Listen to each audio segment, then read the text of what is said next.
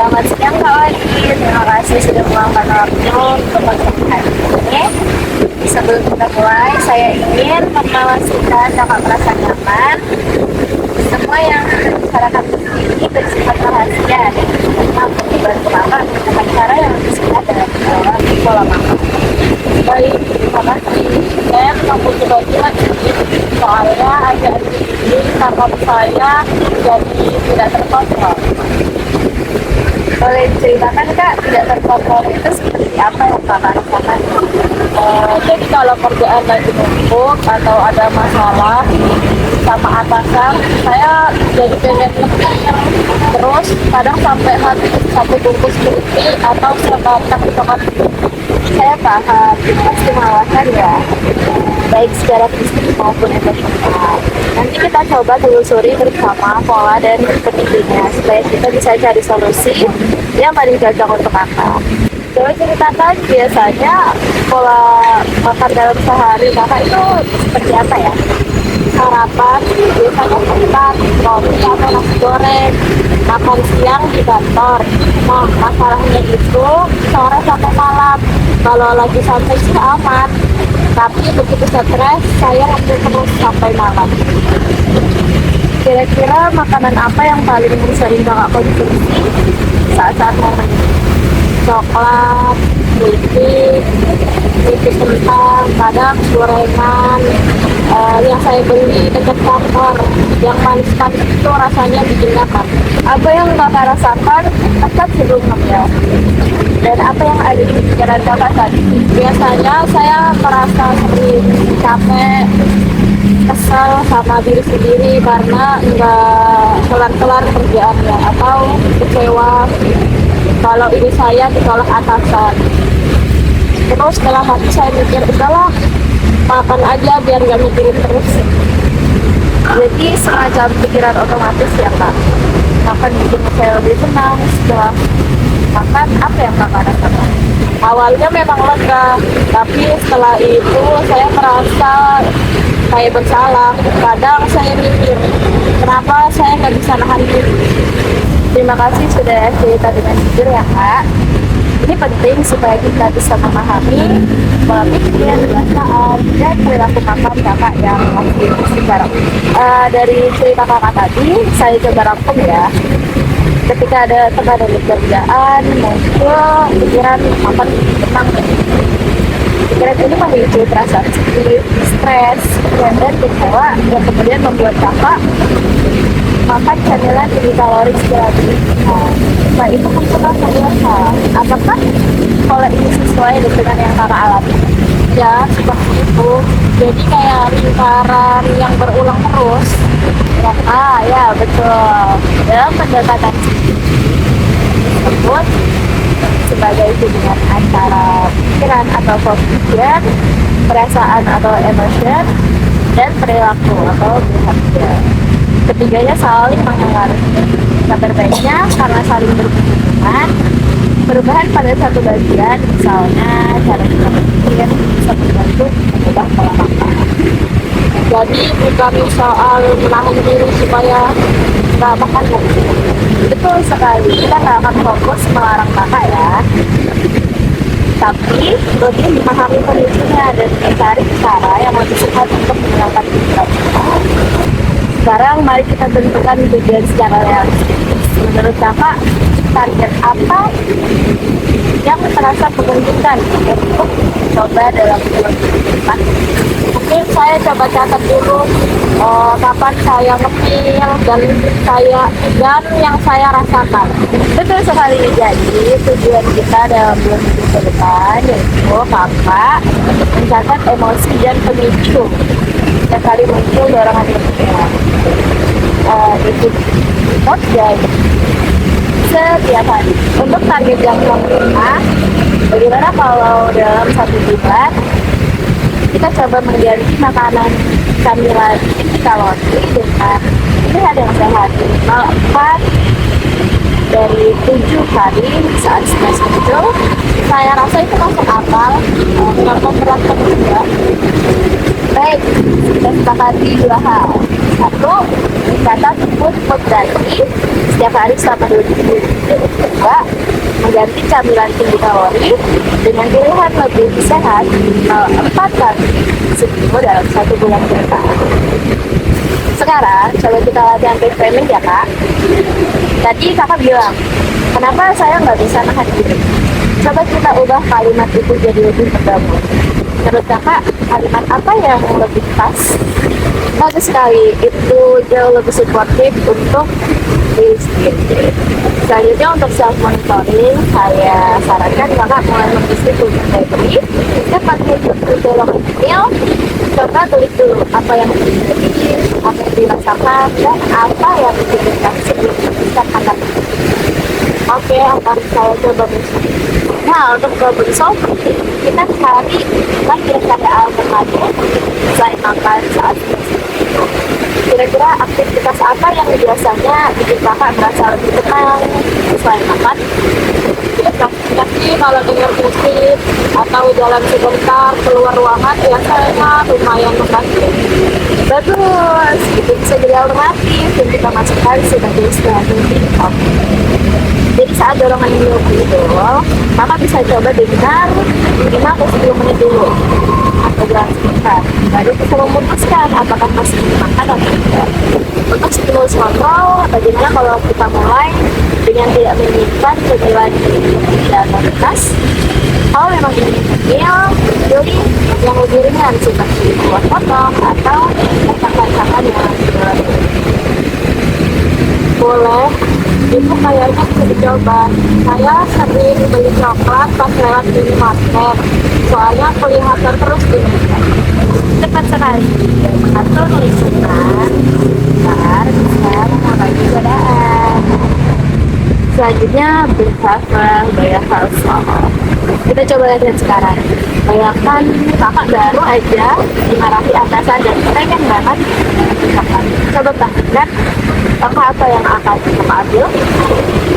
Saya akan coba tarik nafas dulu, lalu jalan sebentar keluar ruangan dengan musik, baru mikir lagi apa saya masih lapar atau cuma butuh pelampiasan emosional.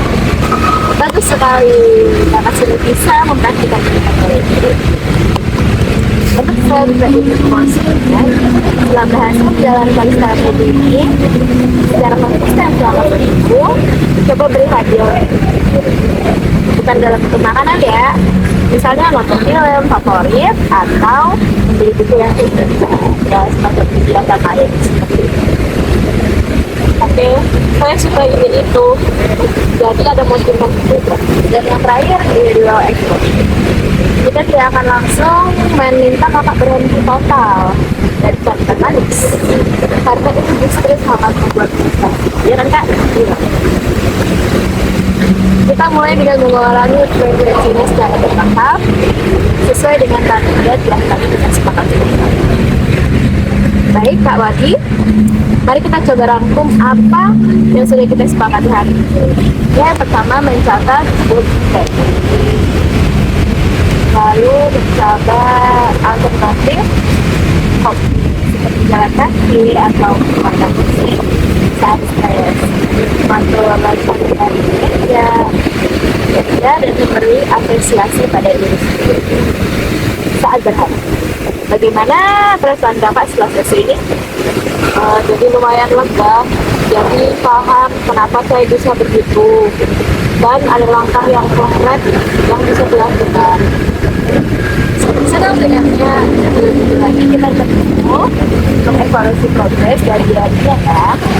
Kalau ada kendala di berjalan, boleh hubungi juga. Kakak sudah melakukan langkah awal yang baik dengan datang dan terbuka hari. Jadi saya punya leaflet yang bisa membantu kakak menambah pengetahuan tentang emosional ini. Jadi yang menjadi kedalaman itu sangat emosional ya. Saya pikir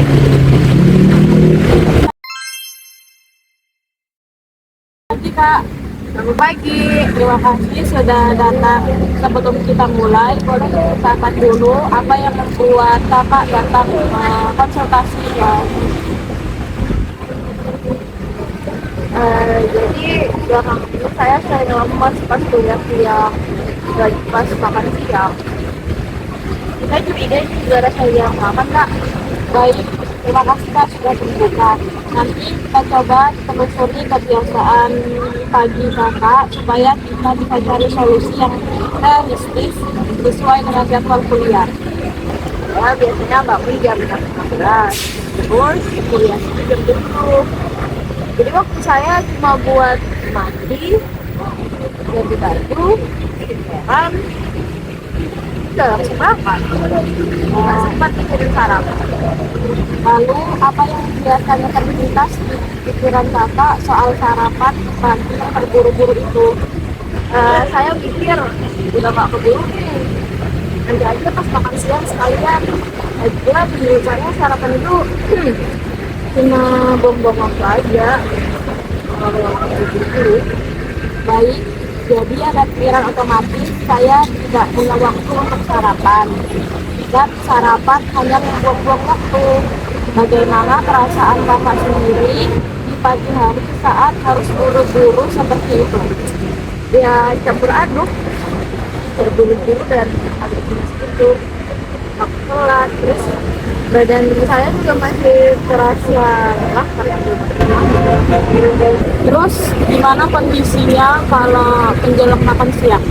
Saya tuh jadi lapar banget, kadang sampai pusing dan nggak fokus saat dengan biasa. Begitu makan siang, jadi saya tuh jadi makan banyak banget karena udah kelaparan, kadang nambah masuk gitu. Terima kasih ya Kak sudah menceritakan. Ini gambarannya sangat membantu untuk memahami keterkaitan rutinitas pagi, pikiran, dan pola pikir makan Kakak. Kalau kita rangkum, ada pikiran saya tidak punya waktu untuk sarapan, nanti juga bisa makan siang. Pikiran ini muncul bersamaan perasaan terburu-buru dan lelah di pagi hari. Akibatnya kakak melewatkan sarapan. Lalu di siang hari kakak makan dengan porsi yang sangat banyak karena sudah lapar.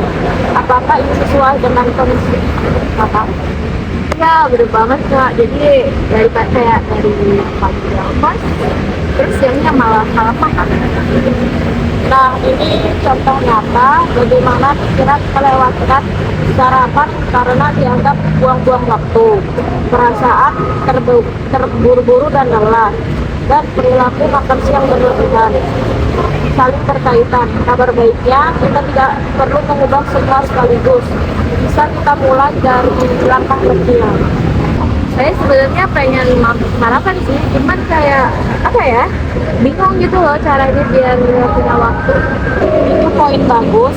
Nanti kita cari solusi praktiknya bersama. Siap.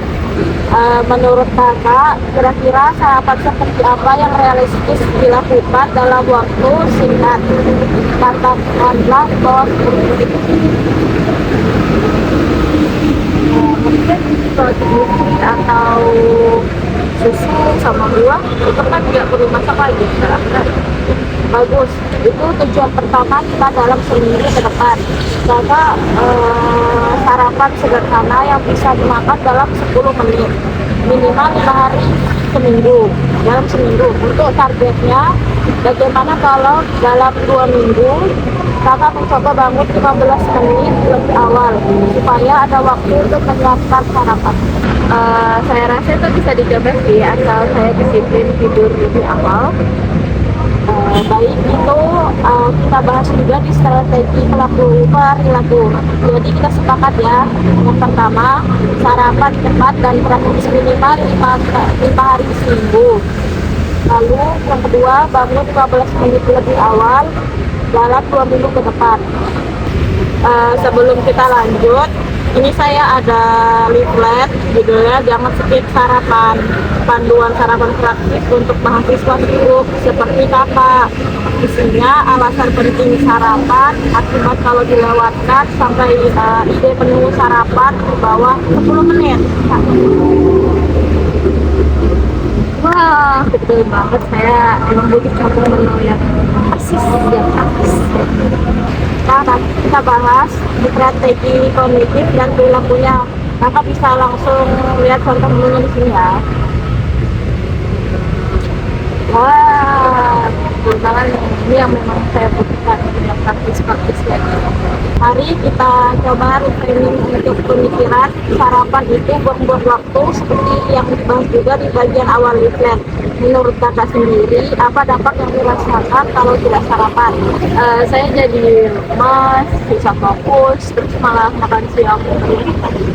Nah, dari situ coba kita ubah pola pikirnya. Bagaimana kalau jadi sarapan singkat justru membuat saya lebih fokus di kelas dan tidak kalap saat makan siang. Iya sih, itu lebih masuk akal kalau dipikir-pikir lagi. Oke, selanjutnya untuk self monitoring, coba kakak catat setiap pagi jam berapa bangun, jam berapa berangkat, dan apa yang sempat dimakan.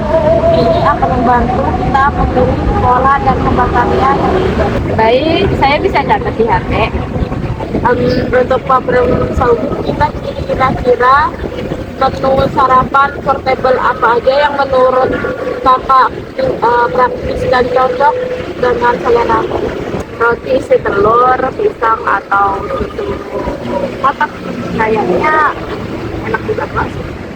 Bagus, itu semua pilihan yang praktis dan tetap bergizi. Kita masukkan sebagai opsi sarapan portable kakak ya. Untuk stimulus kontrol, bagaimana jika kakak sebelum untuk stimulus kontrol, bagaimana kalau malam sebelum menyiapkan sarapan dan menaruhnya di tempat yang terlihat, misalnya di dekat pintu atau di meja belajar, supaya tinggal langsung bawa. Bagus sih idenya. Saya jadi nggak perlu bicara saat. Betul, itu mengurangi hambatan di pagi hari yang memang serba terburu-buru. Sekarang kita coba behavioral result. Coba bayangkan malam ini sebelum tidur, apa yang akan kakak siapkan untuk besok. Saya akan siapkan roti, isi telur, dan taruh di kulkas. Terus susu kotak saya taruh di tas biar besok dimakan. Bagus sekali, itu langkah konkret yang bisa langsung dipraktekkan malam ini. Untuk information, setelah berhasil sarapan konsisten selama seminggu penuh, coba beri apresiasi untuk diri sendiri. Misalnya nonton episode series favorit atau me time ke santai di akhir pekan. Wah, itu memotivasi juga sih. Terakhir, gradual exposure. Kalau ini masih terasa berat untuk sarapan lengkap, tidak masalah, mulai dari yang ringan dulu, misalnya susu dan buah saja, sebelum perlahan menambah porsi sarapan yang lebih lengkap. Baik kak, mari kita rangkumkan kesepakatan hari ini. Yang pertama, menyiapkan sarapan portable dari malam sebelumnya.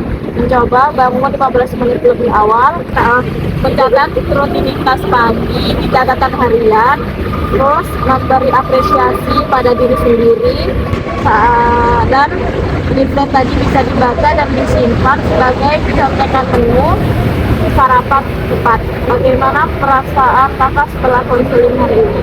Saya jadi lebih optimis ya. Ternyata nggak ribet, cuma perlu nyiapin dari malam. Betul, perubahan kecil yang konsisten biasanya lebih bertahan lama. Kita jadwalkan evaluasi 2 minggu untuk melihat progresnya. Kalau ada kendala di tengah jalan, jangan ragu untuk Baik, terima kasih banyak kak.